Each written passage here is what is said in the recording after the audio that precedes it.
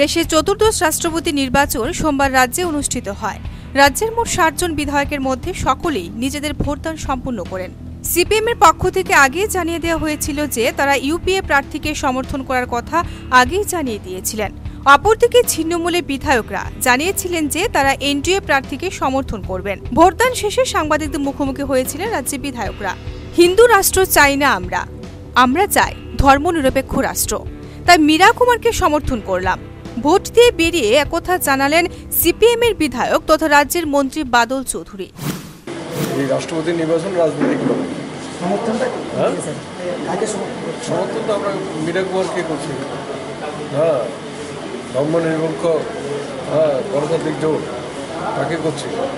সাম্প্রদায়িক শক্তিকে তো সাপোর্ট করার কোনো প্রশ্নই আসে।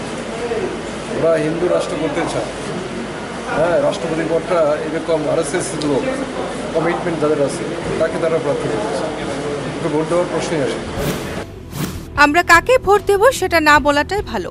আমাদের সিদ্ধান্ত ছিল ৬ জন বিধায়ক এনডিএ প্রার্থীকে সমর্থন করব, একথা জানালেন বিধায়ক সুদীপ রায় বর্মন।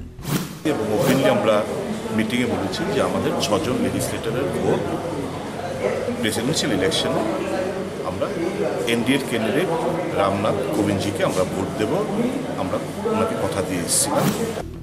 নির্বাচনে কোন প্রার্থীকে ভোট দিয়েছেন এই কথা জানতে চাওয়া হলে কৌশলী বিষয়টি এড়িয়ে যান কংগ্রেস বিধায়ক রতনলাল নাথ। তিনি বলেন, আমি মনে করি যার হাতে সংবিধান মজবুত হবে, দেশ শক্তিশালী হবে, গণতন্ত্র আরও বেশি শক্তিশালী হবে, তাকে ভোট প্রদান করা উচিত। এবং আমার বিশ্বাস বেশিরভাগ দেশের মানুষ, এই জন্য দেখবেন দেশের মানুষ, বেশিরভাগ দেশের মানুষ যেদিকে ভোট দেওয়ার কথা বলবে সেই দিকে আমরা ভোট দেব। আমি গুনতে পারবো না, কিন্তু আমি রাজনীতির ডাক্তার। কারণ মানুষের নার্ভ দেখে নার্ভ বুঝে আমাদের চলতে হয়।